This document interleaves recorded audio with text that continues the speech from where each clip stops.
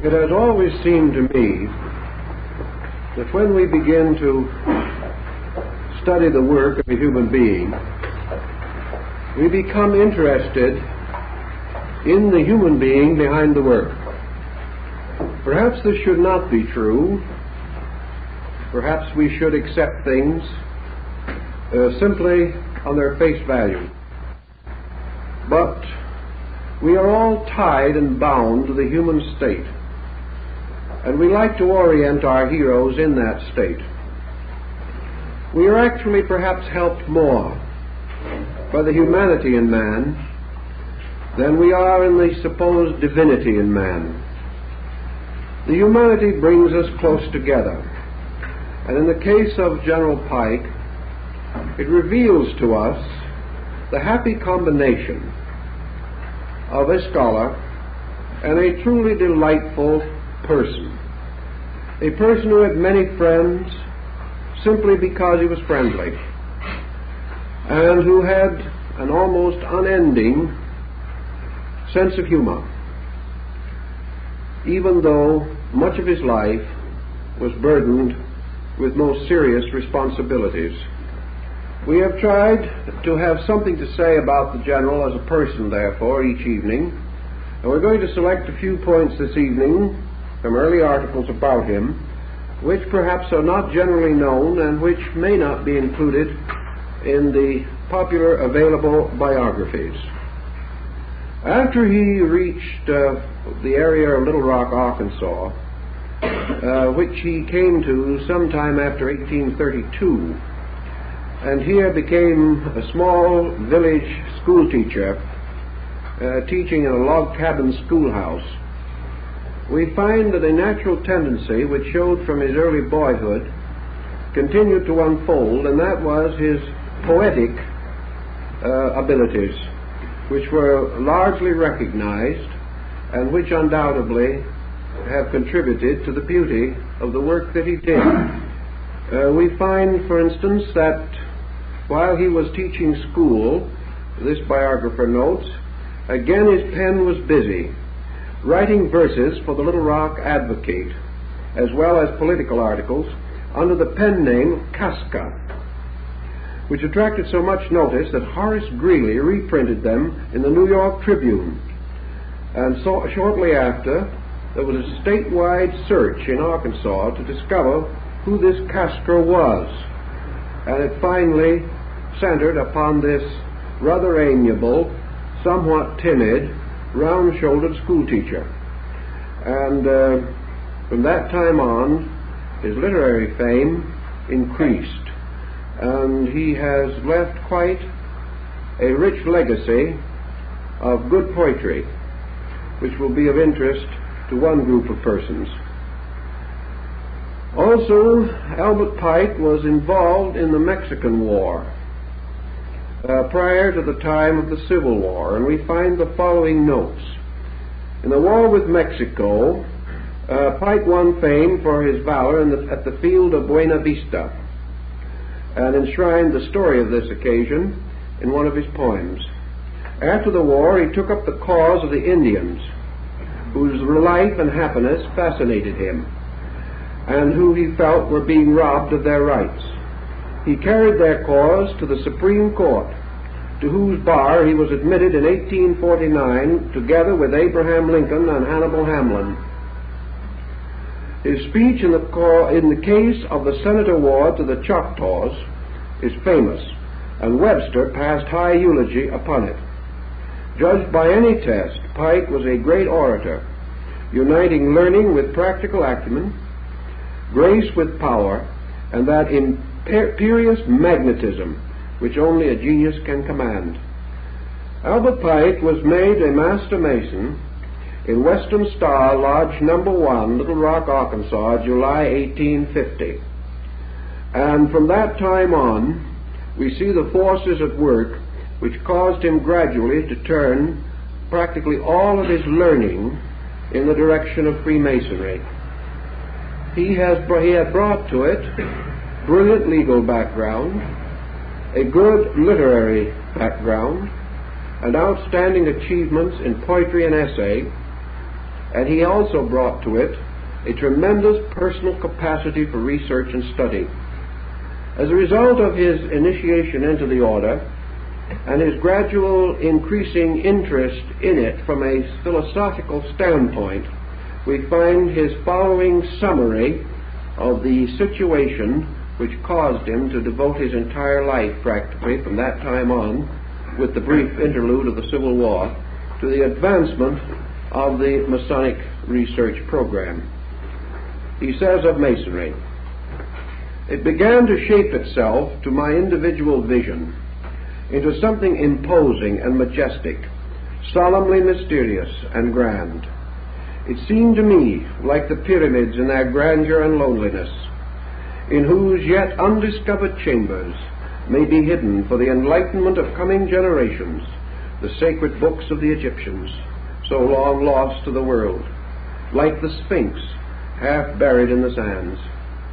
In its symbolism, which and its spirit of brotherhood are its essence, Freemasonry is more ancient than any of the world's living religions. So I came at last to see that its symbolism is its soul." From this foundation, we can perhaps begin to estimate why he devoted the greater part of his effective, mature life to the effort to restore this symbolism, and why, in order to do so, he had to follow an ancient course, and that is to seek in the most remote corners of the world and in the most difficult branches of learning for the keys to these symbols. And also, as he expresses it, he had to penetrate layer after layer of interpretation, the incrustations of ages, the pollutions of both time and era, in an effort to restore as far as possible the primitive meanings of these ancient figures. And so this evening we are going to devote most of our time to exploring along with him and in his way the essential symbols with which he became concerned. Pike would have been the first to point out that these symbols are not the private property of Masonry. These symbols derive themselves from practically every tradition of the world, yet that there must be beneath all symbolism a substance, a meaning real and valid, would seem to be of interest and importance to us all. For in the search into the field of comparative religion, in which symbolism plays a most vital part, we come constantly upon images and figures difficult to comprehend, confusing, and at the same time utterly fascinating. We also realize that in this pursuit of symbolic lore to its fountainhead, we must begin with some conviction, some concept, and General Pike begins with one very basic fact, namely that the symbol, which has endured from time immemorial, going back to the earliest thinking, to the most basic ideals of the human race, comes the nearest to anything that we have to a universal language. The moment we lock our thoughts in words, we restrict our meanings to those of kindred tongue. The moment we attempt to interpret in the terms of familiar things, we also impose a dogmatism upon meaning. And gradually most symbols have been dogmatized. They have been given a meaning, or perhaps a group of meanings, and these are assumed to exhaust the research in the subject. The moment we place a dogma upon any natural growing concept, we blight it with an early frost. We create a pattern of acceptances, a mere lip acceptance of terms and words and patterns, presumably exhausted by those who have gone before us. Pike warned of this very definitely. He stated that there may be 1,000 interpretations already known for a certain symbol. But if we are content to accept any or all of them, we shall some way deprive ourselves of the greatest adventure of all, and that is the personal exploration of the idea, the search within ourselves for meaning, and that the language of symbolism invites us all to search for meaning. He next assumes, which I think most of us here would concur with his belief, that not only was symbolism a language, but it was a language about something. It was a language relating to a particular kind of material, a particular level of fact. And the reason that this fact has remained expressed only in symbolism for thousands of years is due to one circumstance, in itself also undeniable. That is, that men have never found a better way of perpetuating these facts than through symbols. Had at any time the full and true meaning of a symbol been so completely, absolutely, and entirely crystallized that it could be presented in an irrefutable literary or philosophical statement, the symbol itself would have vanished. It would have no longer been significant. Men do not search for that which is found, but for that which is not found. The individual, therefore, is entitled to assume that the language of symbolism relates to something about which there is no common knowledge, about which there is no other adequate instrument for the perpetuation of certain ideas. What type of material would be, therefore, most likely to be locked in an enigma, to be concealed behind some form, shadow, or semblance not identical with its own structure or nature? The answer would have to be that it is some kind of knowledge pertaining to things not to be literally seen, not to be factually examined, not available in their full and pure substance, but to be known only through the lengthened shadows of themselves, cast upon matter, cast upon mind, and gradually molded into a fantastic imagery. Such knowledge as this would therefore not be the knowledge that has descended to us in philosophy. It would not be the knowledge available to us in the rituals and formulas of accepted theology. It would not be the type of knowledge that could be expounded in mere mathematical formula or revealed to us completely under a scientific hypothesis. It has to be something in its own nature so elusive that it cannot be captured, and can therefore only be known through this shadow cast by itself. The answer again, in Pike's thinking, is obvious.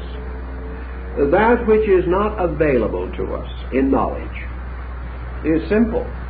It is knowledge itself. In other words, we know about many things and the substance of very little.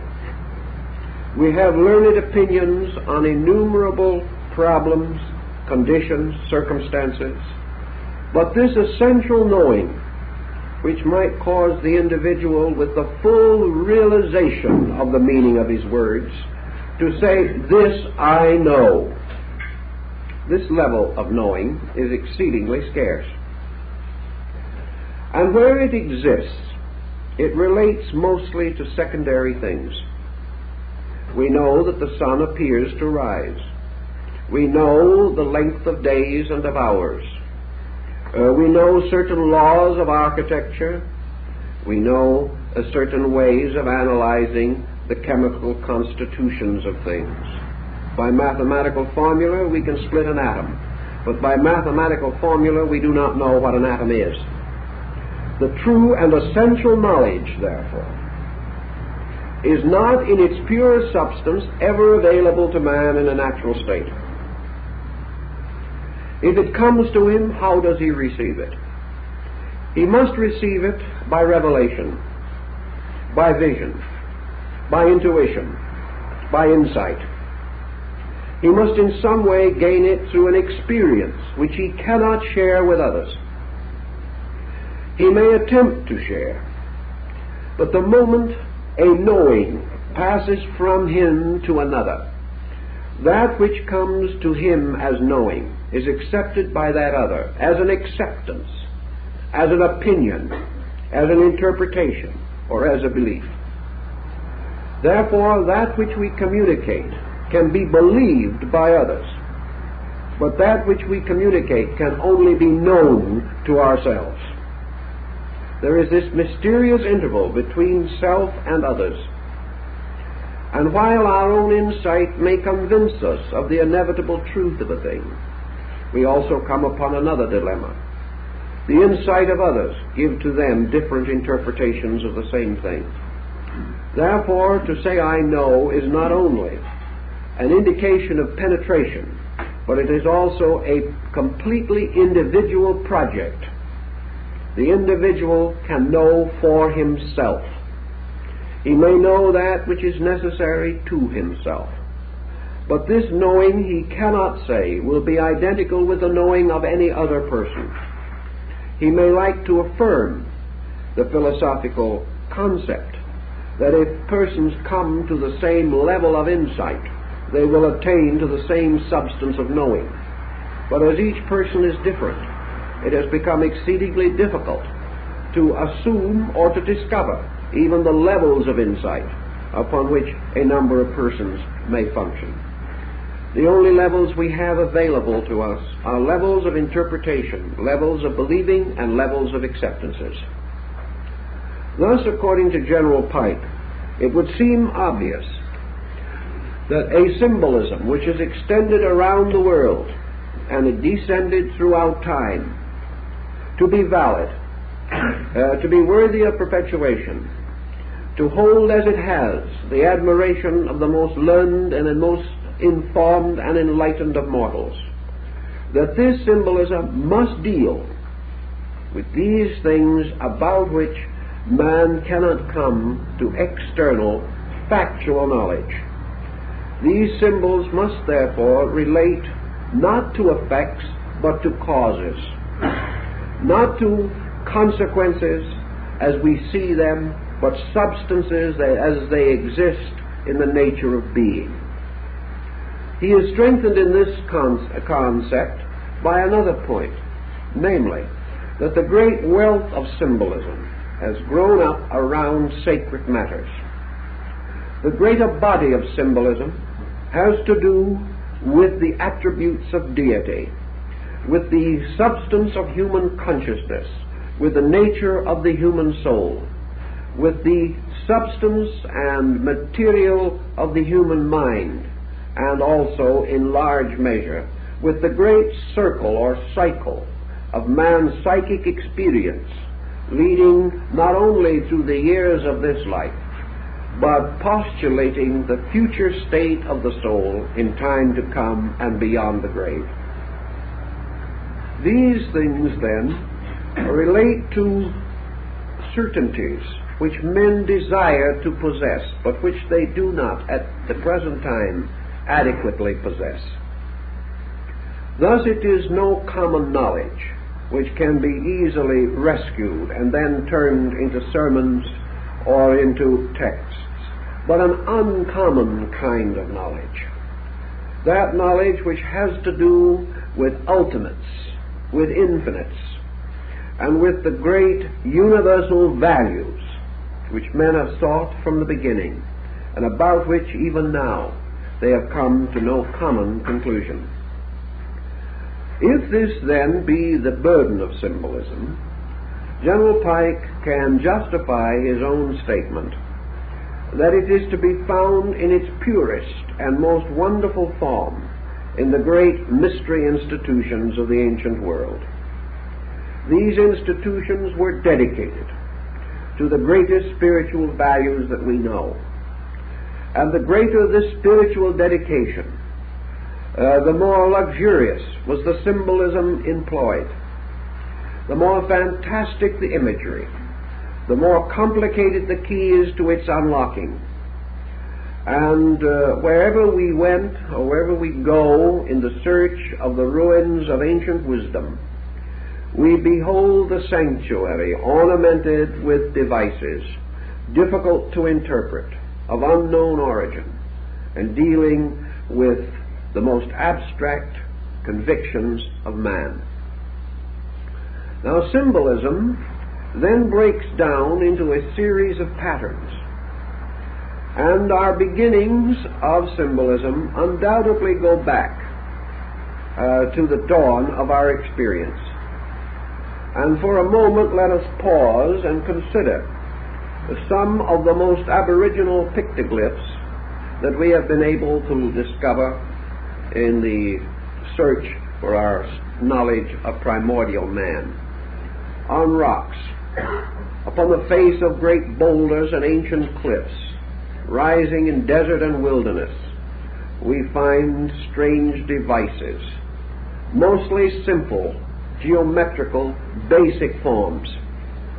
These devices are sometimes referred to as picture writing. There are many examples of picture writing right here in the state of California. We find many rocks covered with strange forms and figures. Why were they put there? Who put them there? How shall we decipher them? They were put there by crude instruments, perhaps the chiseling of a stone with a harder stone, perhaps in some cases with the use of early tempered copper, or as the Egyptians, various files and chisels and other instruments of soft metal, their teeth set in jade or in emerald in order to give them a cutting edge. These ancient symbols were put for one reason primarily. They were to perpetuate something. It was that the man who put them there, or the tribe who fashioned this strange picture writing, wished to leave a record of something. Perhaps his basic impulse was completely egocentric, although undoubtedly he had no awareness of it, never having been under psychoanalysis. But in any event, perhaps what he was searching for was one of the most basic needs that man experiences. He was searching, rather pathetically, childishly, desperately, for immortality. He was searching for that mysterious quality of not being forgotten. He wanted to live. He wanted to live in one of two ways that he knew that man could live. He believed, probably from example and sorry incident around him, that this physical part of his own nature was fragile and would not long endure. But there was another part of it, his dream, his hope, the great and wonderful deeds that he had done, his claim to be remembered, his claim to make a contribution to those who came after him, his claim that those who followed would remember the hunt and the forest and the day when he had slain the great mammoth. These things he wanted to have lived because they were his hero self. And today, even in this 20th century, there are well-educated, scientifically trained human beings who have had exposure to 3,000 or 4,000 years of culture, who will say today that no man has any immortality except to be remembered through his works. This is not an uncommon attitude among those who feel that they are emancipated from all the superstitions of the past. But this primitive man wanted to be remembered. He therefore used devices. And where did he find his symbols? He found his symbols in the beginning of language, nature. He found his first speech in the sounds of nature. He found his first designs and artistry in the simple, crude representation of things around him, things to which he gave a new kind of meaning. And in most cases, this meaning was a motion from a concrete to an abstract point of view. For example, perhaps he regarded the great cave bear as a very strong and brave animal.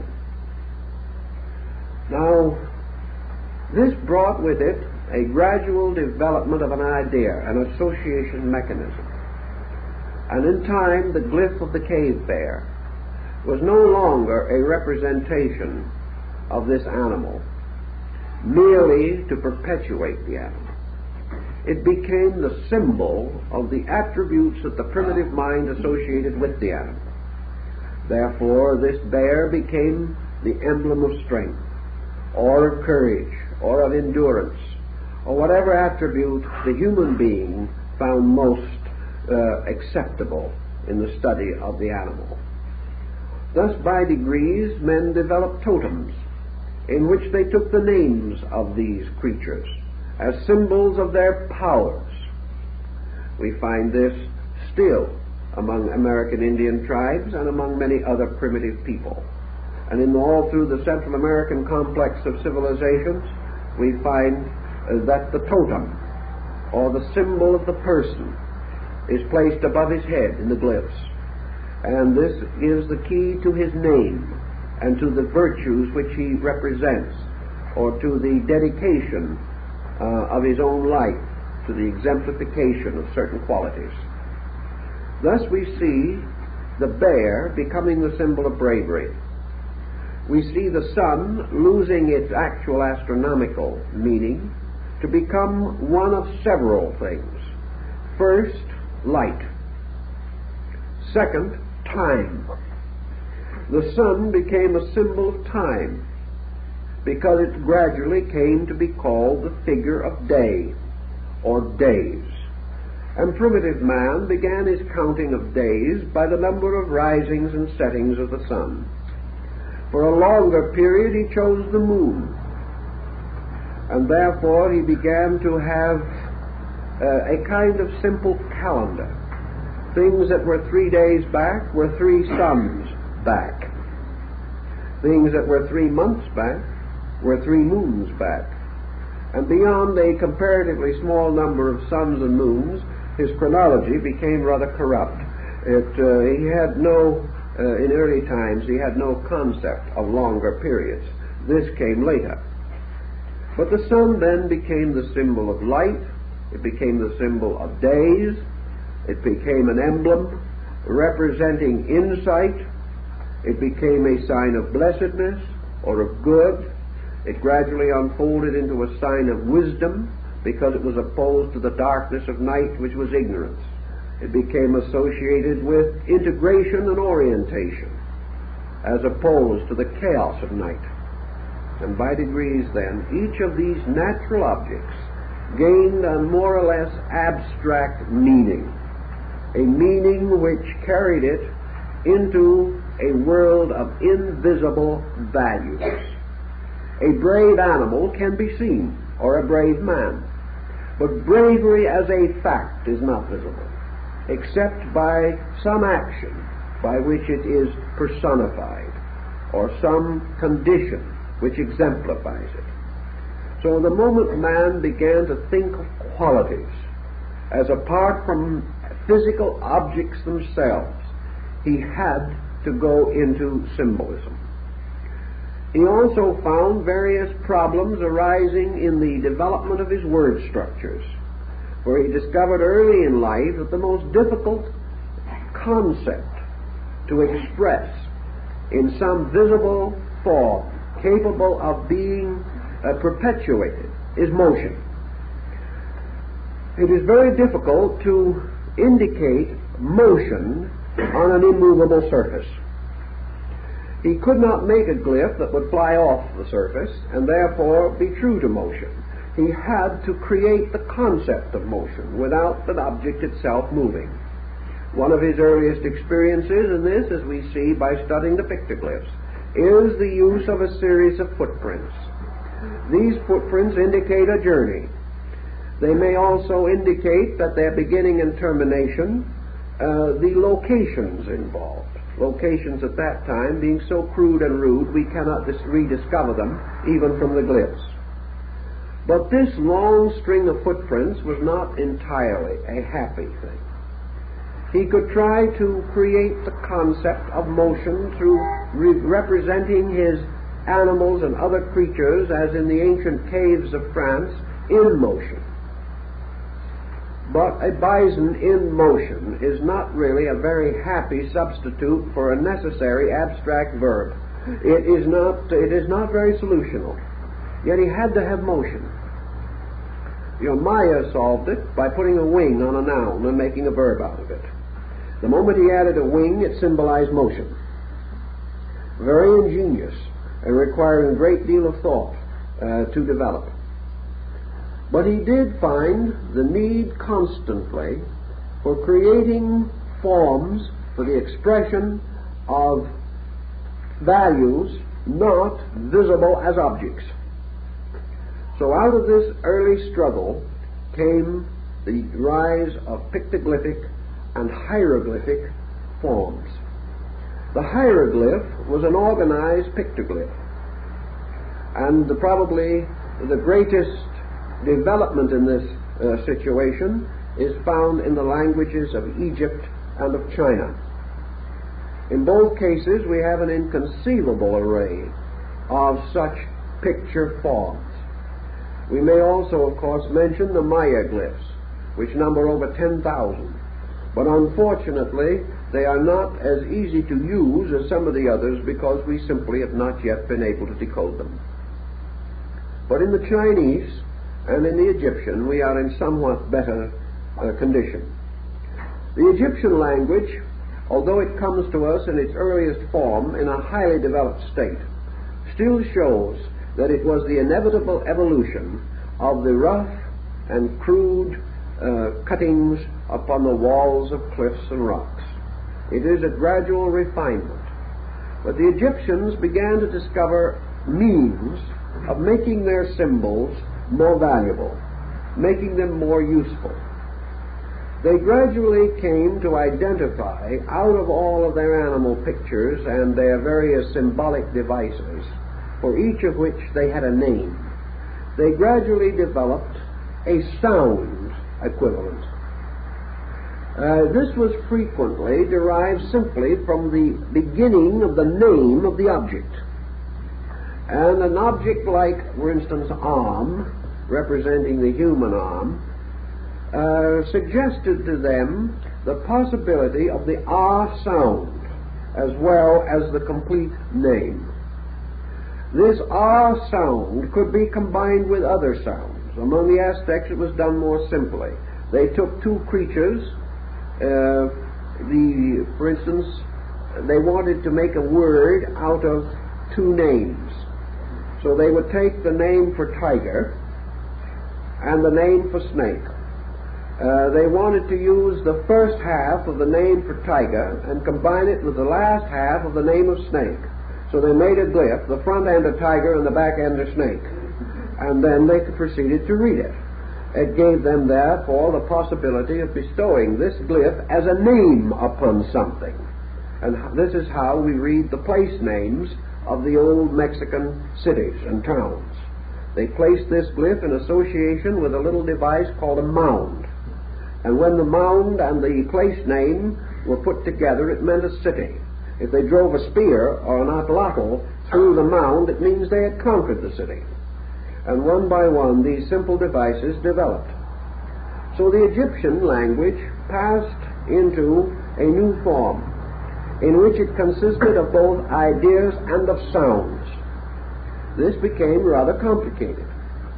But it also gave rise to the possibility of the Egyptian attaining a certain written form in which he was able to express sequences of abstract ideas and use for these sequences hieroglyphs which suggested sound arrangements and by their grouping compounding names of objects.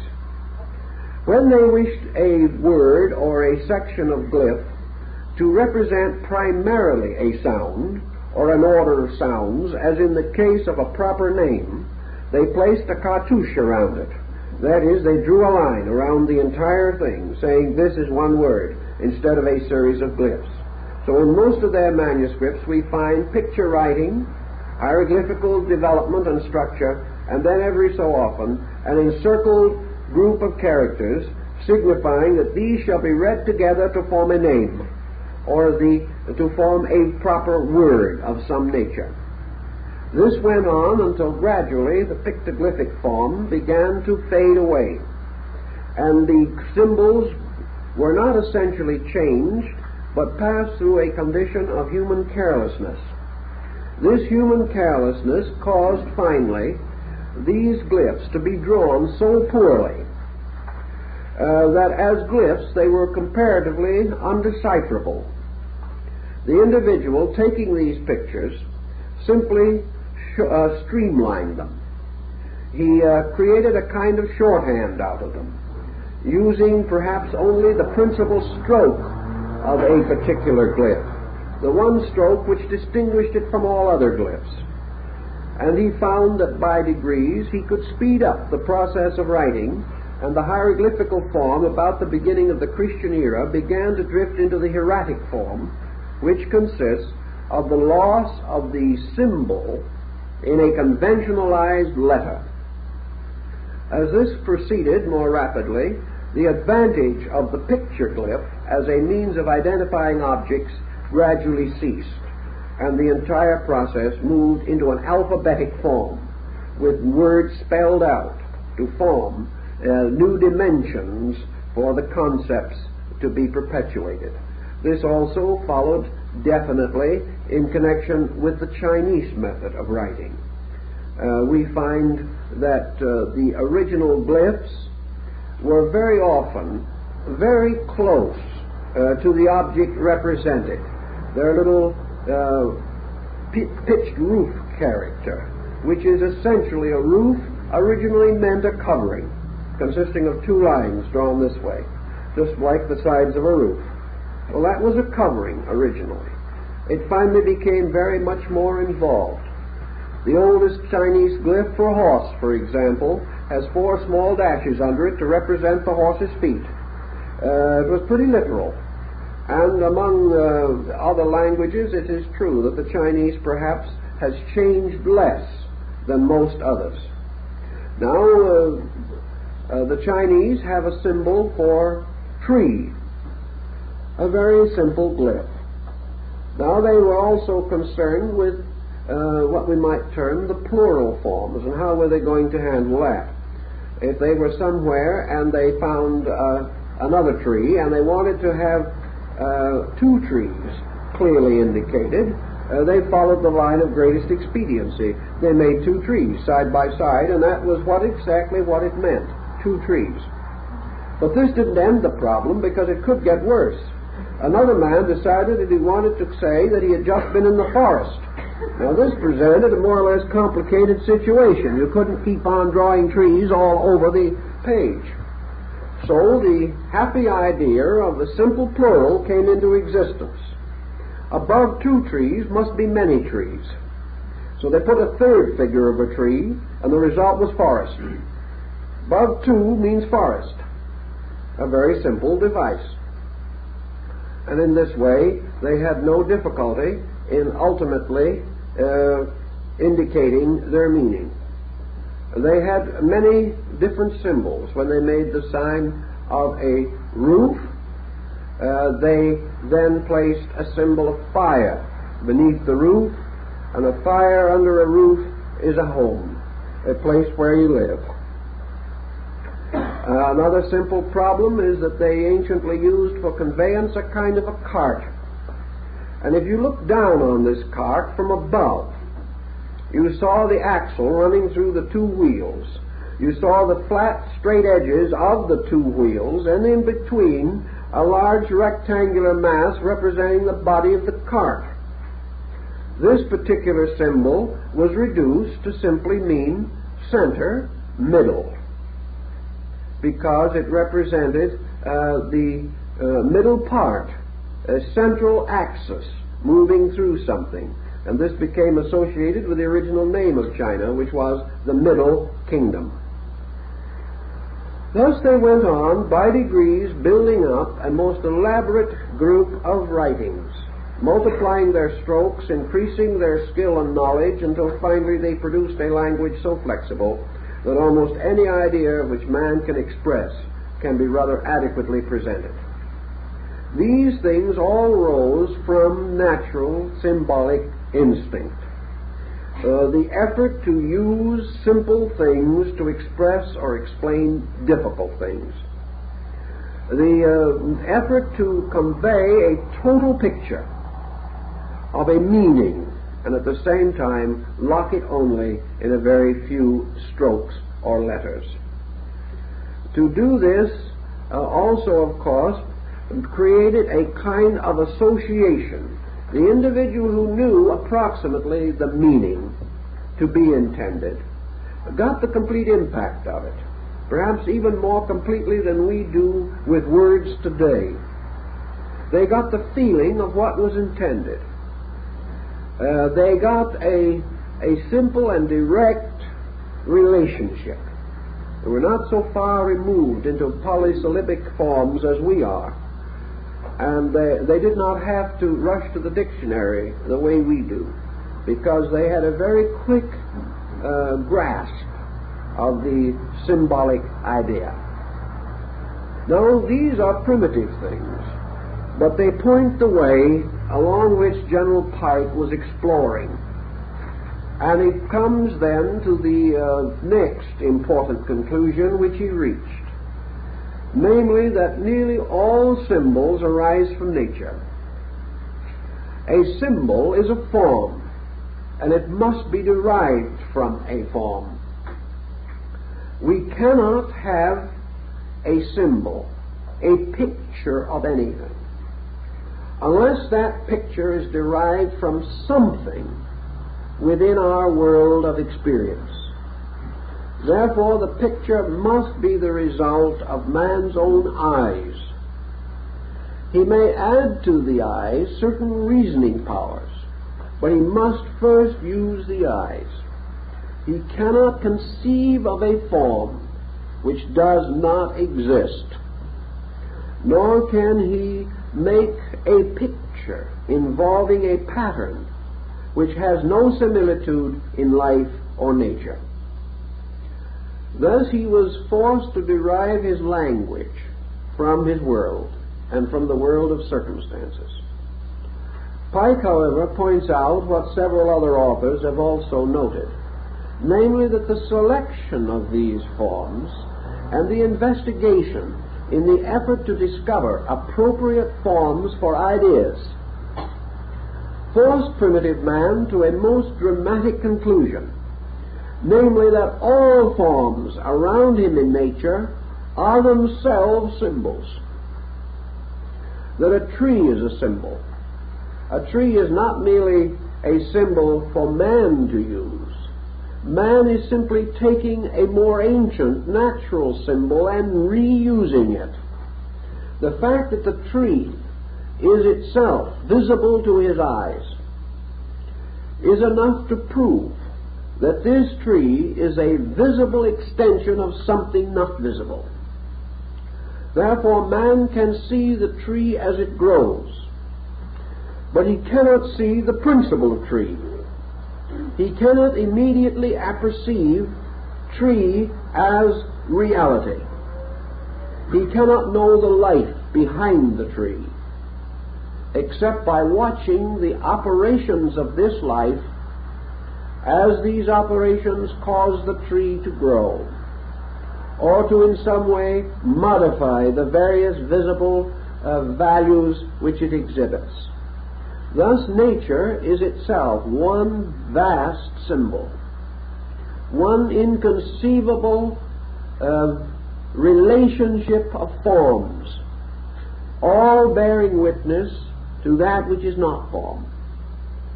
A number of particulars bearing witness to invisible principles that lie behind all the concept of particular. Thus the authority of symbolism lies not in man's need for an expressing medium. The authority lies in the divine way of working. The universe itself, moving into manifestation, moves by projecting its own powers through forms, and these forms are symbols of these powers, mathematically, geometrically crystallizing around waves or rays or rates of energy, so that everything that exists is in some way a witness, an evidence, a kind of emblem, standing for a principle, itself invisible. That this principle may be spirit, may be soul, may be mind, may be God, makes the symbolism only the more significant. For here we are confronted with the visible testimony of facts unseen, a kind of covenant by which man stands forever in the presence of his own greatest source of instruction. Thus, as Pike points out, the universe is a great university of symbols, a tremendous school of emblems and devices, through the contemplation of which man comes finally to understand himself, his world, and his Creator. Thus, symbolism involves us almost immediately in a series of great abstract values. And the fact of symbol is the first great link that man has with a world of spiritual forces operating behind the visible appearances of life. So the fact of symbol becomes the validity of symbolism. It becomes the proof of the meaningfulness of the entire concept. Man creating symbols, therefore, derives them by bestowing upon forms and likenesses already existing and already having meaning, other meanings according to his own qualified understanding. Therefore he takes emblems having an absolute meaning, and he gives them a new relative meaning in order that he may use them for the extension of his own awareness in some direction or under some condition. If, therefore, the Chinese makes a glyph for the home, consisting of the combination of roof, fire, and the woman symbol, he is therefore expressing a basic concept. These devices are not home, nor are we to assume that he is merely attempting to establish the concept of a house. He is working for something else. He is working for the moral and emotional overtone of home. He is looking for its spiritual value, its ethical implication, and thus he captures in these basic forms ideas which are in harmony with his own insight. Yet each of these forms may have another meaning, a meaning especially in themselves. And this is true where the selection particularly involves natural working or natural objects rather than the artificial productions of man, as in the case of house, which is something man himself has built and therefore has a meaning peculiar to man. But when he draws upon the earth and the sky and the flower and the rock, he is drawing upon things which he did not himself create, and therefore which have meaning apart from him, even though he wishes to give them a meaning of his own. In this way, symbolism has gradually associated itself with an infinite diversity of interpretive factors. And these interpretations, extending on through time, have been refined and revised with the changing of human beliefs. The ancient meanings have been restored and lost again, and finally new meanings have been imposed upon ancient substances which no longer seem relevant. Man, however, hit upon one other happy device in the development of symbolism. He knew that he was concerned to a measure with the restricting circumstance of literalism. There was always the deadly danger which man faced, namely that in the field of learning, if he drew a picture of a tree, the student would be satisfied to say this is a tree and feel that he had solved it all. If, therefore, he surrounded the man primarily with only natural symbols, the human being would be almost in the same condition he would be without any symbols, because there are enough natural symbols forever around him. He sees the alternations of day and night, he beholds growth, he beholds all the strange and wonderful workings of natural law. These are his heritage. Therefore, to merely reproduce them for his intellectual advancement would scarcely attain its end. He would only be using a crude substitute for a nobler original. But man discovered, perhaps through his sleep consciousness, through dreams and other things, that he could introduce an element of fantasy into the representation of these forms. He could create a class of forms called composita. He could make a thing unworldly by putting together natural emblems and symbols in an unnatural relationship. He found, for example, that as long as he drew pictures of men to represent his gods, the tendency of the people was to come to the conclusion that the gods were men. It read downward instead of upward. Instead of conveying the impression, really, that man is a god, the reverse became the common acceptance. But when, as in the case of the Egyptians, the human head was taken off, and the radiant, globe-clutching scarabasaka was placed on the shoulders of the human body, so that it became a human body with a beetle's head, the inevitable result had to be that the mind could no longer search in its experience for a living example of this. They just couldn't do it. Or when they placed the symbol of the head of the Apis, the bull, upon the shoulders of the god Osiris, this Horipus, or this deity, could not be found among men. It represented a departure. Here we had now a fantasy. We had an unworldliness bestowed by distortion, or by the creation of an unnatural combination, leading to the recognition that the symbol had to do with something not of the common experience of man, but dealing with something else, something that could not be so easily interpreted and would have to be examined and explored upon a mental level or upon some plane of insight superior to that of ordinary mortals. Another simple way of doing the same thing was to disproportion the sizes of things. A very common practice, for example, in East Indian art. Here a great sage, teacher, or one of the deities is represented as a colossal figure, and the human disciple or student as a very small figure kneeling at its feet. The great figure thus became a symbol of unworldliness, a giantism, which elevated it beyond the common experience of man.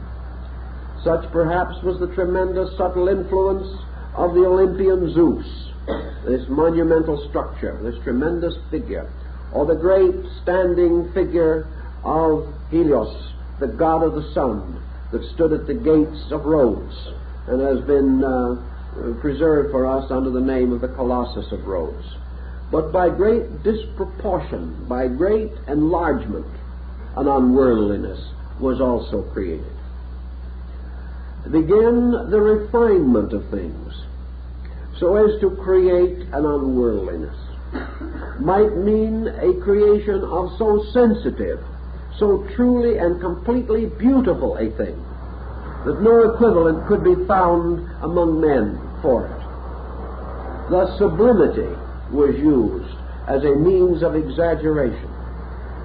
As Leonardo and Michelangelo realized and exhibited later, also the dynamic of the so-called heroic proportion, or by the voluntary and intentional distortion of the anatomy or structure of the human figure, this figure became symbolic of something not human, something either superhuman or subhuman, something beyond our immediate ken of comprehension.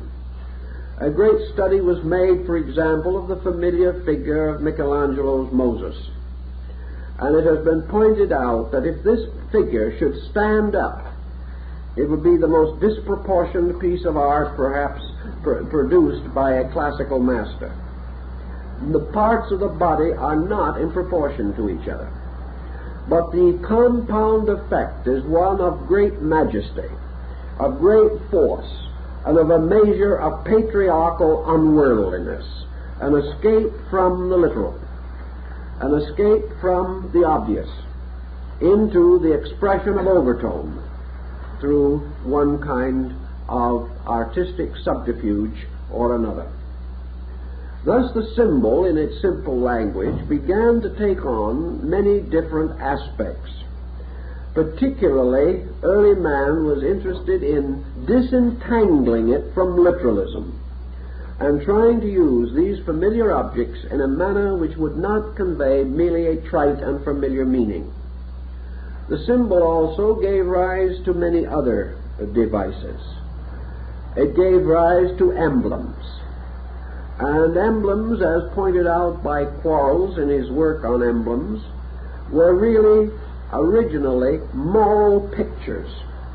An emblem was a moral representation, gradually becoming more and more stylized until it became a device, became a kind of reminder of quality rather than an actual picture of it.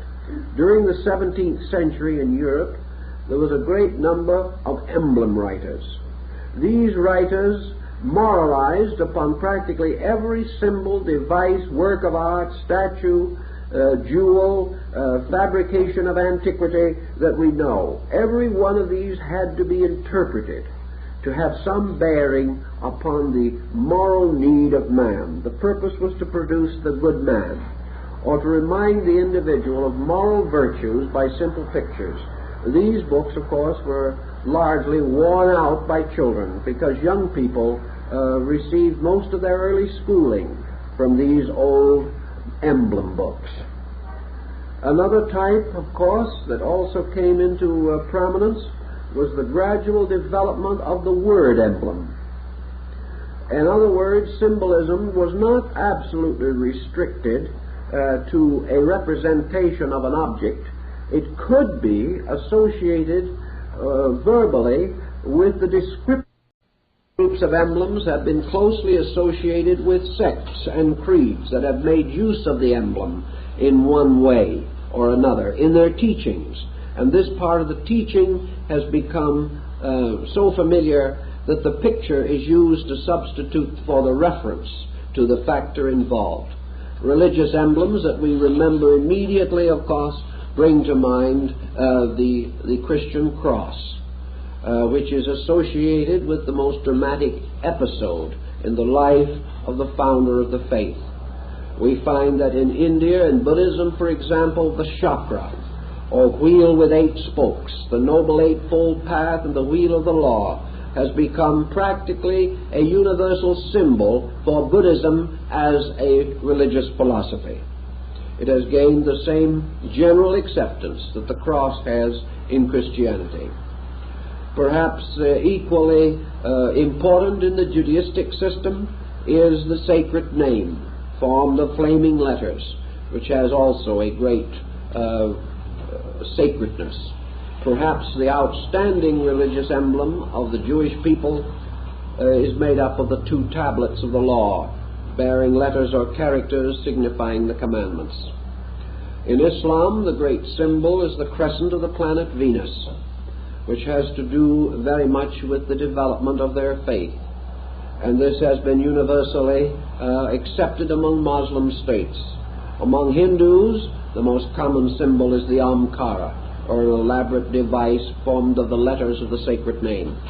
These devices we generally recognize today as the trademarks of religions and faiths. In China, Taoism, of course, is represented by the yin-yang symbol, or the two hemispheres interlocking, the light and dark hemispheres of a circle.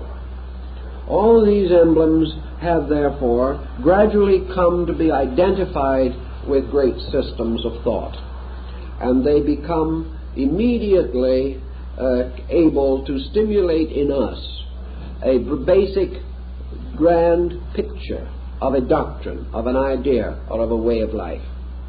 These are the more simple explanations, however, and we must still penetrate into that field of research in which Pike was most concerned. He came to the conclusion that there was an essential and valid language of symbols, an alphabet of them, that while in various nations they were somewhat modified, still there was a great body of symbolism, essentially sacred and essentially dedicated to the perpetuation of knowledge without revelation by word.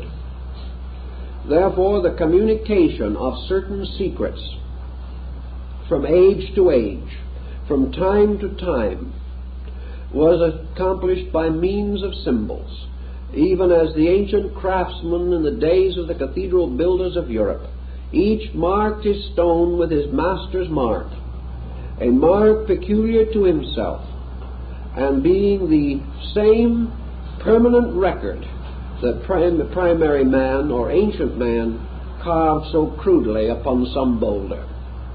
This record of the master's marks also extended throughout the world, for the same marks that are found on the cathedrals of Europe are also found on the Taj Mahal, on the Qutb Minar at Delhi, and upon the great monuments of the Hindu and Muslim world.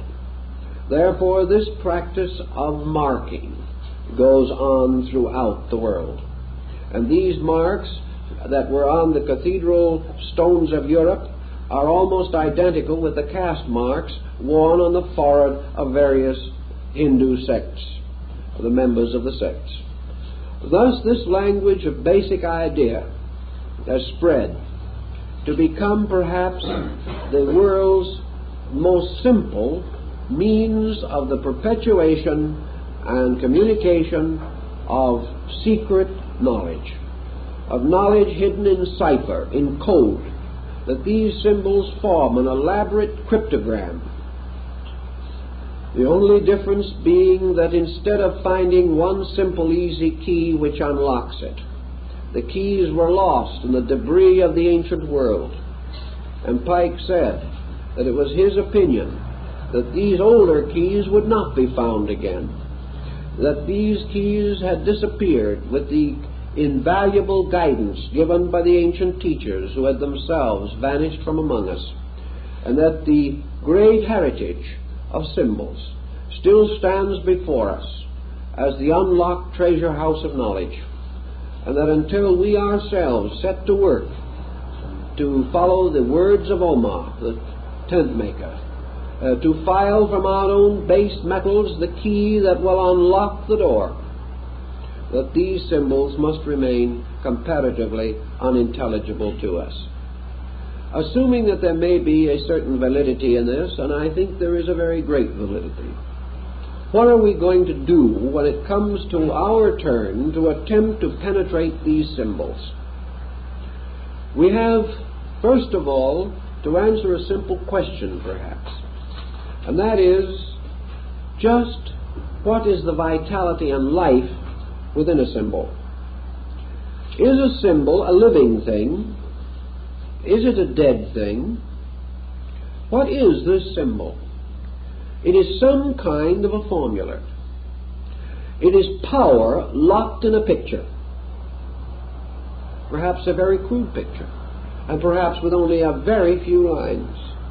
But still it is a power locked in a picture. And why do we say that it is a power? Because we say that in some way it is a truth, and that a truth is always a power. For a truth is the power which enables man to achieve his great victory over ignorance in some particular, in some way, or upon some level of function or understanding. Thus a symbol has, we shall say, an essential meaning, that it has its root in some law. It must, because it is derived from nature, and everything in nature is meaningful. It also has, as I said, an accumulated series of meanings. And the individual confronted with a symbol is at first placed at a serious disadvantage. We will imagine that for some reason and in some way you have wandered into the ruin of some ancient Egyptian temple, and there, half buried in the sand, among the wreckage of time, you see graved upon the wall of that room, in strange, deep cuttings of abstract artistic merit, a strange and powerful device, a symbol. What the symbol is for the moment is unimportant, because its name is Legion, but that it is an arresting device, we will admit. Perhaps it came down to us from Talamara and the strange, pathetic reformation of Akhenaton over the faiths of Egypt, this strange mystic living in a world of symbols. But whatever it may be, there it is. So what will you do with it? Well, if you're inquisitive, the first thought you probably will have is to look in the guidebook quickly and see whether somebody of note and importance hasn't seen this before and has a nice pat explanation that will require no further mentation on your part. So perhaps if you are more fortunate than most tourists, you will find it in the guidebook. The general experience is, however, that you will find everything else. That particular emblem some way escaped attention. But assuming that you do find it, you will then find what Maspero thought it meant. You will find what Petrie thought it meant. You will find a learned opinion by Piazza Smythe, the old astronomer royal of Scotland who was in those parts. Perhaps you will find a very erudite description by Lepsius, or you can find a little more in Wilkinson's Manners and Customs of the Ancient Egyptians, or in one of the admirable handbooks of Sir A.E. Wallace Budge. You will get some kind of an interpretation, probably, if you look far enough. But what will you get? You will get the same type of interpretation that was based upon the learning or scholarship of that school of Egyptologists that has risen since Champollion and which has dominated the field ever since. They will tell you all they know, but what they know will be based largely upon Egypt. Well, Egypt in the days when that symbol was cut also had a great deal of knowledge about its own time. Probably it knew more about its day than we will ever know. Had this symbol then simply been a trite representation of something already known, it probably would not have been placed there. The Egyptian only put it there in the first place because it represented something that he could not reveal in any other way. Something that meant something inside of him, not just merely the perpetuation of ornate devices which were everyday knowledge to himself, even though they may be extremely mysterious to us. So a great symbol was a great symbol in Egypt at the time it was placed on the temple wall, just as much as it is a great symbol today. And it is quite possible that thousands of Egyptians went by that symbol during the great period of the dynasties, and they did not know what it meant. Or it may be that it was anciently the wall of a sanctuary, where an initiated priest in his mysterious robes of blue and gold and wearing the great gilded triangular apron of his sect brought the neophyte, and there attempted to unfold for him some strange and recondite meaning for this emblem. But one thing is sure, the emblem is not going to be easily unlocked. is going to fight to hold its secret just as much as you may fight to take that secret from it. As Pike said in his little article I read to you, each of these symbols is a kind of sphinx, and each one who comes into the presence of it and tries to solve its riddle is also a kind of Oedipus. And this Oedipus must either solve the riddle or perish at by the cruelty or the strange device which he has been unable to fathom. So we come into the presence of the symbol, and we realize that it represents design, that perhaps, like the famous old Etruscan frying pan, it was a masterpiece in higher mathematics, and that only by a mathematical code can we decipher it. But then when we have deciphered it, we lift a veil only to find other veils behind. How then shall we approach the symbol? Shall we approach it only with the hope that, or perhaps even the fear, that we shall discover that the Egyptian knew as much as we do? Will we approach it in the possibility that it may contain some interesting and novel formula that we can dramatize or fictionalize in our way of life? Probably from any one of 100 reasons. If we glance a second time, we will continue to ponder the symbol. What then is our answer? We have some reason to believe that it was put there by someone for a reason and a purpose. That man could know us, or would have any great or powerful interest in our way of life, is rather unthinkable. Man looking at the symbol is not fulfilling it. It is not merely intended to draw out of him the experiences of his century. It is interesting to see, however, to what degree this symbol becomes a drawing power, and may also draw out of the individual levels of knowledge that he did not know he possessed, because he had never before been subjected to a riddle. A riddle forces the individual to probe within the recesses of his own knowledge, seeking for something that at least has a bearing on the problem, or a clue, or some association by means of which the unknown becomes intelligible.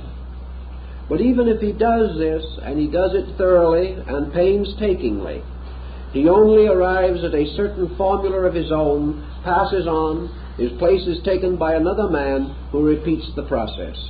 Each, because of different experience, comes to a somewhat different conclusion, and the symbol is consequently always a mirror, reflecting that which is within the beholder, casting back himself upon himself. But its own inscrutable mystery is still utterly locked. Therefore, this attitude is not entirely satisfactory. So the symbolist, and Pike belongs to that group, points out that in order to break the symbol, in order to actually penetrate it, it is not possible merely to make a photographic reproduction of it in our minds, or to battle out our brains against its strange and fantastic construction. There has to be another way. There has to be something else. And that something else implies the possibility of the individual becoming receptive to the total impact of the symbol itself. Not only to discover what it can mean to him, what it may have meant to the Egyptian, but also what it really means. And this real meaning implies, of course, something else also. That in a moment of inspiration, someone put it there. What this inspiration level was, we cannot know. But if the symbol has survived as a great and magnificent arresting thing, that level of inspiration must be explored. We've got to try to find again the consciousness of the man who put the symbol there. This does not mean that if we do, we shall finally solve it. But it does mean that we shall come a little nearer to solution.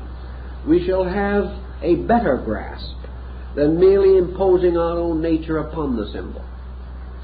Great symbols are nearly always strangely orderly, wonderfully mathematical, and while their essential principles may be obscured by flourishes and artistic devices, each one is based upon a grand concept. It is a cross or a circle or a triangle or a square.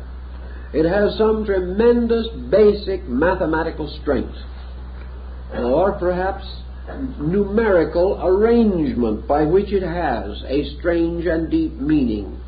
There is a pattern there. There is always an orderly progression of things. Thus the symbol invites us to contemplation. It invites us not to an aggressive effort to conquer it. It invites us to meet it in a more or less receptive manner, opening ourselves to it, persuading it to come forth rather than demanding it to come forth.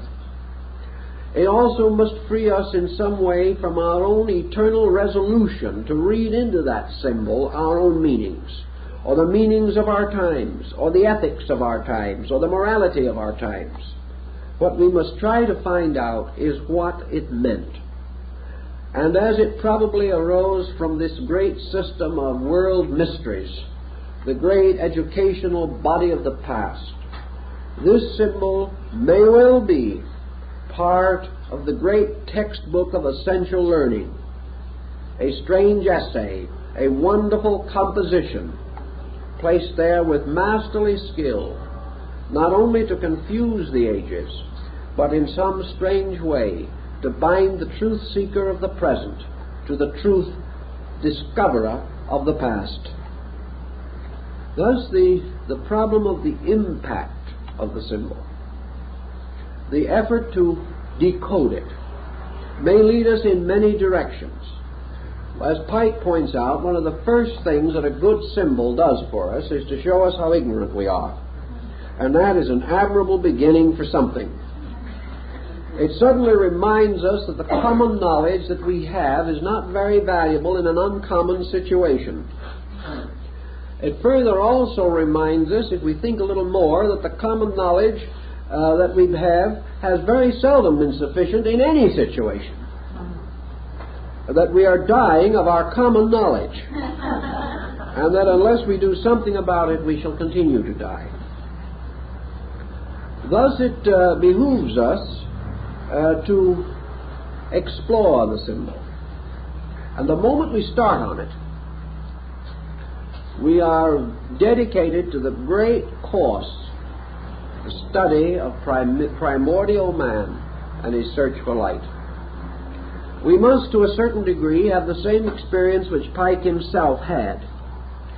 Drawn into Masonry by the rather natural circumstances of the time, he became aware that he stood in a great palace of symbols.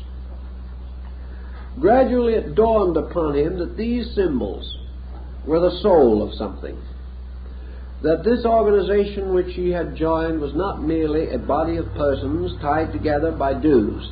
It was a symbol of something. It was something that tied into a challenge that could only be solved in one way, and that was by the attainment of universal enlightenment. That symbol would always be there, pointing a strange, abstract, accusing finger at the individual, solemnly pronouncing his ignorance, until that symbol itself was completely and entirely unfolded. And to search through these symbols is a very valuable experience for persons in practically every walk of life, because this temple, with its numerous and wonderful tracings, is only a miniature of the great temple of the heavens, the temple of earth, the temple of the world, upon the surfaces of which are innumerable wonderful patterns, designs, and figures. Men must read these figures and live, or remain ignorant of them and die. Life is just that simple. Either man must solve the riddle of nature, the riddle of the great Sphinx that sits forever on the threshold of the unknown.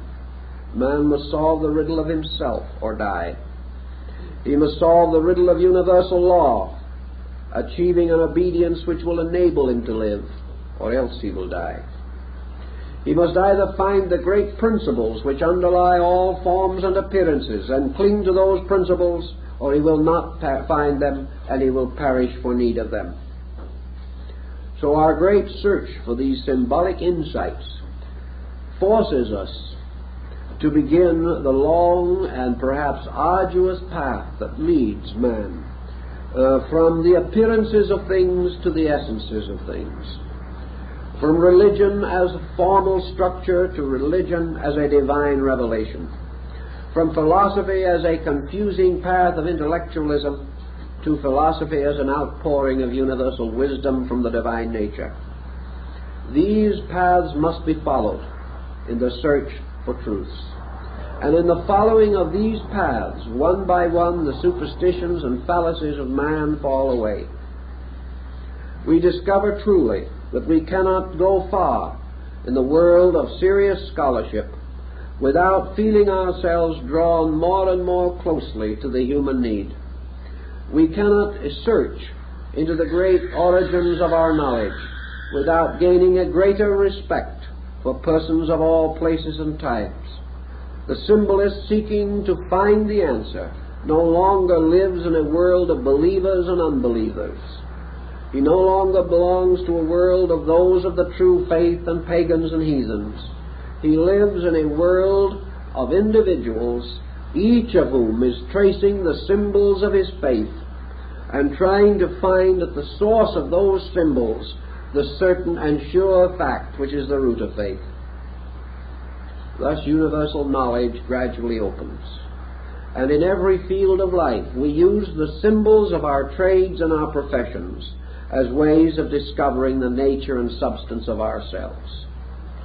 Arts and sciences are of very little value if merely accepted for themselves. But if each is represented and recognized as the pronaos of a temple, a gate leading into an inner sanctuary of greater knowing, then even the simplest things that men do become emblems of the deepest things men seek. Thus the body becomes the emblem to the physician. The course of the blood, the structure of the muscles, the arrangements of the bones, the chemistries of function, all of these things are symbols of universal truth. To the architect, the laws of building become the symbols. To the painter, color, form, organization become the symbols. To the musician, sound, notes, keys, scales. All these things become the emblems and symbols of universal knowing. For everything men do is symbolical of the one thing that man is trying to do, and which he goes about so awkwardly and so often with such profanity of spirit. To discover these emblems, to unlock their secrets, then causes man to begin the long journey, the great journey into homelessness, as Buddha called it. This journey that goes on and must leave behind by degrees everything that has been established as a fixation, as a point, as an inevitable. One by one we outgrow our own ultimates. One by one we pass beyond the smug certain boundaries of our own particular worlds, to go out into homelessness, to go out into this state which is seeking only truth, and which cannot find this final form in any place along the path, but must rest a while with some opinion and doctrine, and then pass on into the wilderness again, seeking for that which is beyond words or description. Thus approached, the symbol becomes a tremendous dynamic, a way of leading all human beings into causes and paths of personal growth. The moment, for instance, that we take the sacred literature of the world and we look beneath the surface of it and we accept scriptures, writings of this nature, as great works of symbolism rather than as historical works, we leave the smug fireside of the historical home ground and go into homelessness. We go into wandering. We go into an unknown world in which perhaps there seem to be no guideposts at all.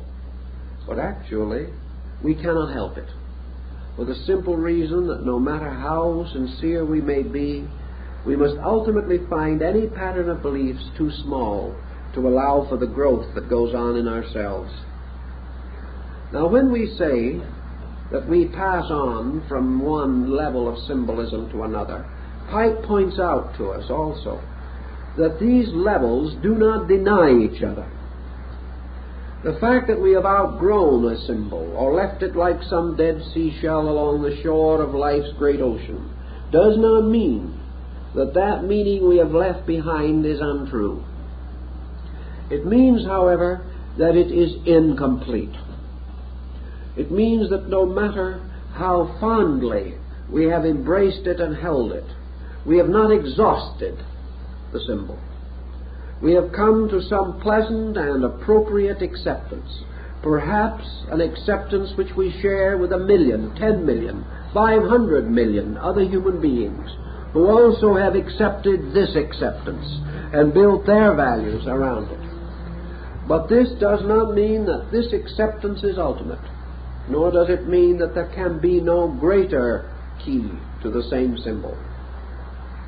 Thus, for example, in our modern time, as we pointed out in an earlier course that we gave, in our modern time, we have to depart from one of the most common and literal of all symbols, and that is history as moral instruction. We soon discover that the least meaning of a symbol is its history, or the historical event or circumstance with which it is associated. No man can find salvation by reading history alone. He may contemplate upon it and discover salvation, but the mere acceptance of it will not do this. It is only that he can unlock history with the same dynamic key which makes it bear witness to universal realities. Only in this way can he find in history the great spiritual inspiration without which his purpose is in vain. But the literal, the historical, is the deepest and heaviest veil upon a symbol. And from this we must pass immediately, not denying the history, but denying that history will save us, and go on to search and explore the universal meanings behind these devices. Almost immediately, we do realize that we share symbols, that the triangle, which we use so commonly, I've seen it over the doors of countless churches, this upright, blazing triangle.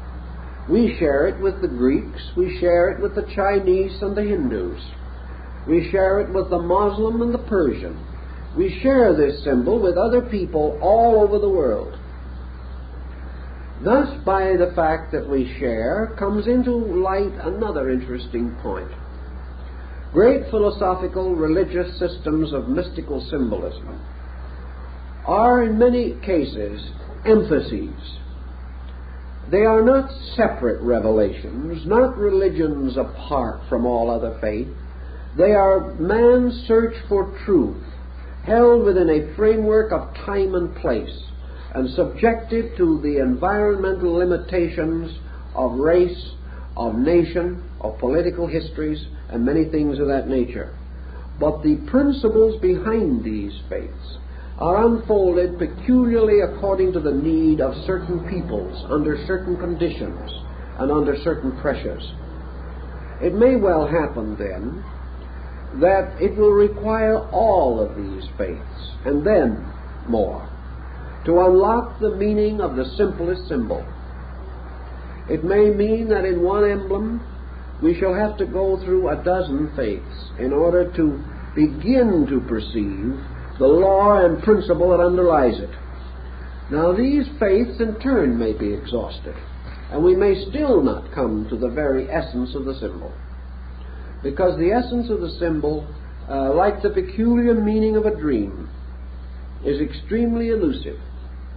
And as the modern psychologist realizes, these symbols arise from very deep psychic pressures within the collective or folk structure of humanity. But assuming that we have studied, that we have begun to explore these things, along this way of searching, we make many other discoveries.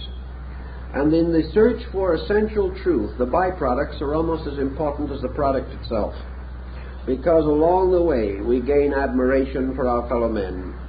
We gain understanding of their searching. We gain inspiration from the great and beautiful truths that they have discovered. We gain fellowship with them in the simple problems of their living.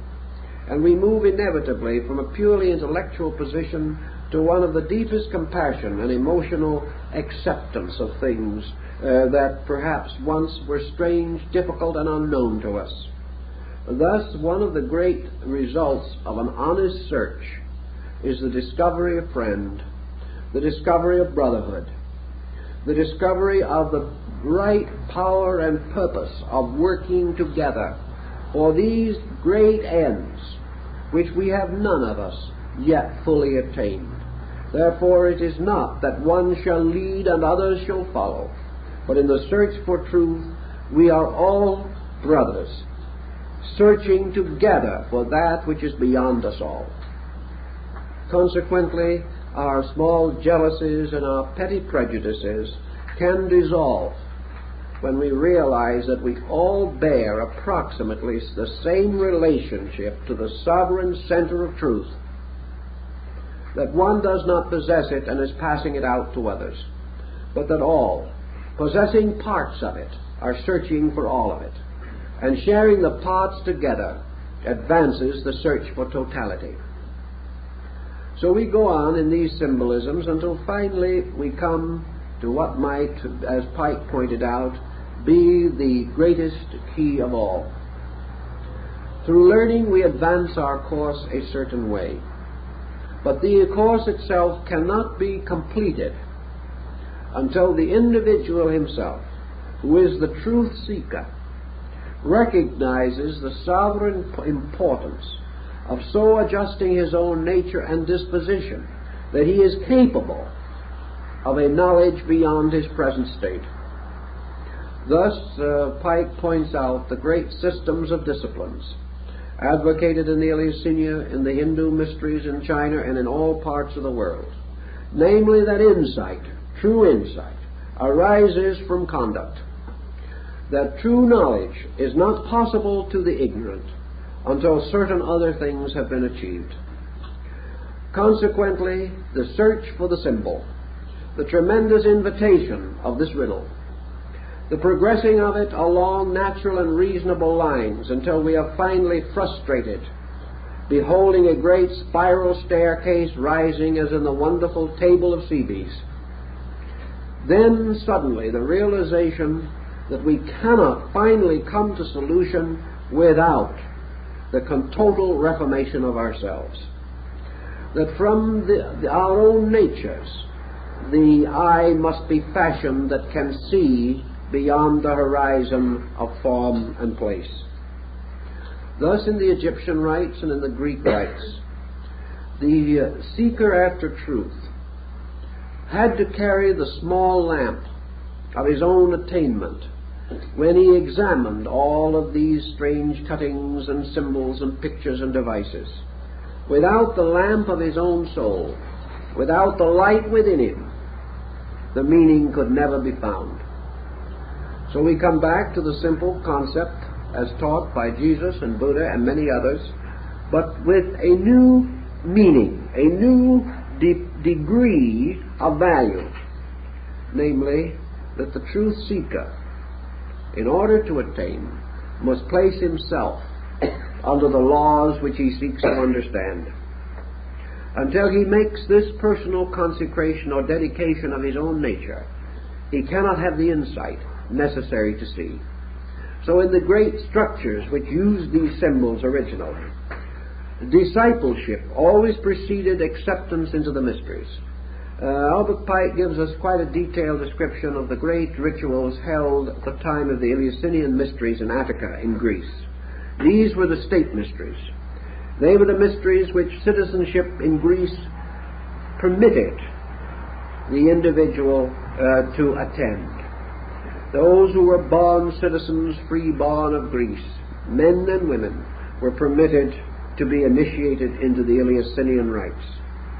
The first or lower rituals were given to all who sought, and any person well born above the age of 12 years was entitled to receive the rituals. He beheld the great symbolic pageantry of this rite, by means of which he gained a more or less total impact of the great Orphic mystery, which was the spiritual root of his culture. Because everything that was Greek art, Greek music, Greek literature, Greek philosophy, and Greek religion arose from this great core of the Orphic revelation. The hymns, the mystical songs of Orpheus, the strange, secret, tender ritual of universal love which lay at the root of all Greek culture. But after the neophyte had taken this lesser ritual, he then had to indicate his future. He had to wait for years before he was eligible to take the greater ritual, for which only certain persons were entitled. He had to earn this. He had to wait for it. And his waiting and his earning was a matter of great expectancy. Some way he knew or sensed or felt that this other experience was a strange transforming thing, that to pass through the great rite was to be born again. And as surely as he was so twice born, he was given the keys of heaven and the great power over the world and universe in which he lived. But the priests in sober and contrite circle warned him of this important step. They warned him that this ritual, this greater degree, would only be conferred upon him when he had attained certain virtues in his own life. Only when he could honestly prove that he was no longer dominated by the ordinary impulses of human nature, that he was no longer selfish, no longer arrogant, no longer easily moved from the quiet contemplation of values, no longer a vengeful or worrisome mood, no longer envious of the success of others, no longer subject to the tyrannies of life, that gradually he had subsided and subdued these things within himself, that quiet, dedicated to truth alone, willing to sacrifice life and honor upon the altar of reality, then and then only could he enter the sanctuary. Then and then only would he be given the great rites. For strangely enough, as General Pike also points out, the supreme wisdom is reserved for those who no longer need it. In other words, this ritual becomes merely a symbolical thing, because it is by the path leading to the symbol that man gradually discovers its meaning. He gradually subsides these obscuring factors within his own nature, and as he becomes truly still within and has transformed all base values into the purest alchemical gold of transmutation and regeneration, he beholds the great symbol moving in as it moved in upon St. Hildegard of Bingen, the sky opening, the earth beneath his feet opening, the air filled with symbols, everything moving into life. And by that time, his own cleared insight shows him the kind of world that brings him to his knees in absolute admiration of the ineffable beauty, sublimity, and divinity of even the simplest form of life. And General Pike says there is not the smallest bird that flies in the sky, and he was very fond of birds, that does not clutch forever in its talons the silken thread of universal truth. In other words, it is inseparable from nothing. Nothing can be divided from it. So when the neophyte, having passed his test, having become wise in the wisdom that is not of this world, having gradually subsided and subdued all these false pressures within himself, is at last brought into the presence of the symbol, the mystery of which he sought to penetrate. And coming into the presence of this symbol, he is no longer in the presence of a question at all. He does not say, "Now I know what it means." He does not say, "This line means this, that line means that, and where these two come together means another great and vital point. I am overjoyed. Now I will go home and live with my symbol." He does not say anything of this nature, because, as the Eleusinian initiate learned, when he comes into the presence of the symbol, like Akhenaton before the great hand-rayed sun disk of the Aton, he looks upon it. He sees no longer a symbol. He sees no longer a device. He, as the ancient said, he sees merely the blazing form of God. All symbol ends in the fact that that symbol is a veil over the face of God. He is no longer interested in an answer, because the answer blazes into him. He is in the presence of the ineffable. He is in the presence of a thing that has come to life because he has brought himself to life. And he stands thus in the presence of the All-Radiant, and falling on his knees, he does not ask, he worships. And when he has achieved to this point, he has solved the mystery of symbolism. All other things must precede it. He must remove the veils one by one, that behind all veils of form, of words, of thought, of meaning and idea, behind the last of these veils is the great face of the ineffable. And when man takes away the last veil, only God remains. This concept is the meaning of this tremendous, vital search for the significance. It is the search for the Holy Grail.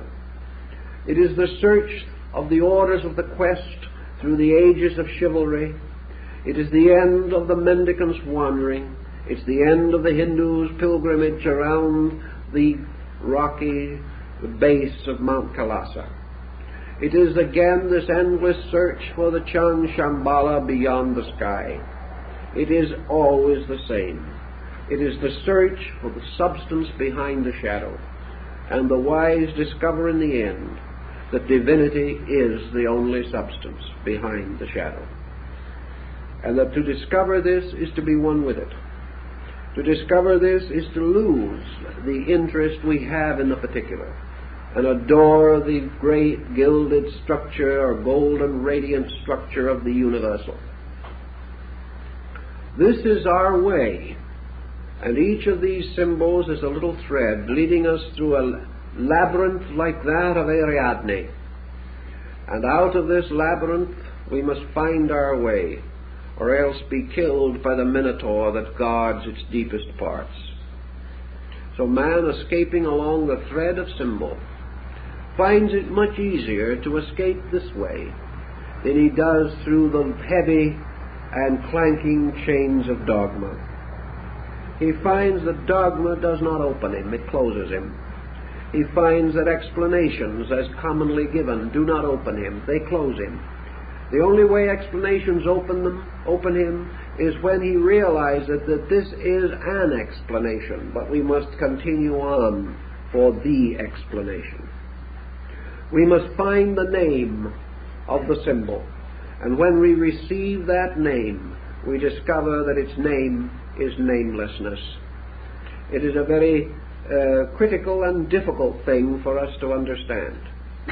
But names disappear in the substances for which they stand, words in the ideas for which they are but symbols. And the world as form, the world as idea, the world as thought, the world as symbol vanishes in the world as God. This was the wisdom of the ancients. This was the old path.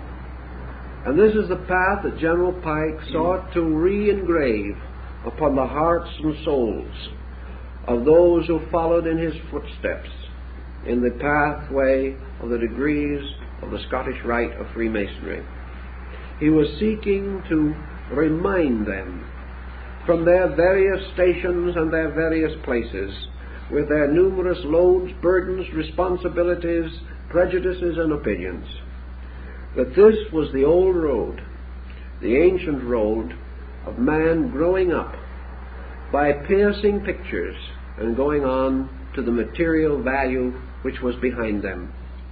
That all these pictures are actually part not of man's knowing truth, but of man's becoming truth. That the end of the symbol is that man himself, as the great symbol, shall unfold. That every symbol invites man to grow from within his own nature, not merely by interpreting it, but by experiencing it. And as his disciplines increase, his vision increases also. Now, one of the simplest of all disciplines is scholarship, because it orders the mind, it makes things regular and reasonable, it usually dedicates the individual to some cause beyond wealth, for most scholars are proverbially poor. It causes the individual to create dedications that become very important to him. And also he gains a certain self-discipline by which he is able to advance further. Thus, through scholarship and through attentiveness, he strengthens resources.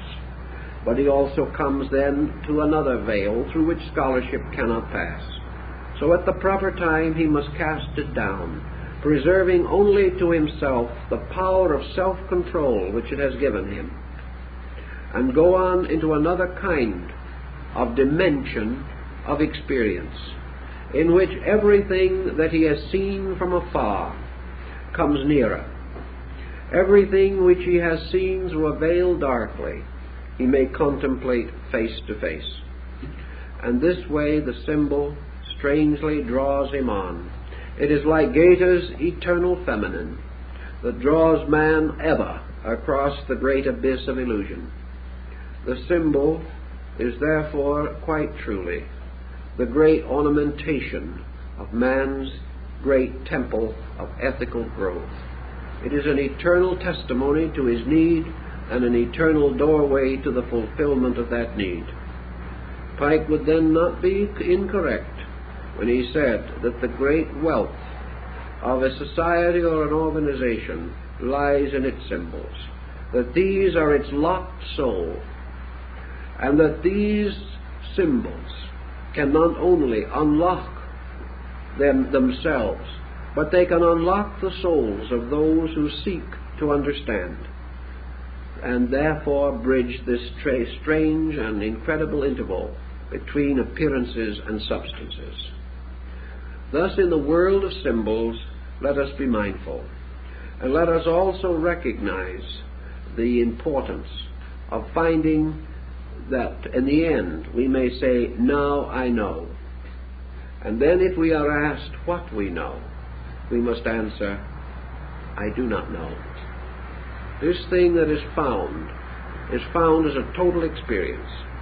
It is not a discovery of a particular, but the tremendous impact of a universe opening, blazing its eternal splendor upon our consciousness, and drawing us once more into the solemn and sacred union with that eternal value, that eternal life, that eternal power which is at the root of us.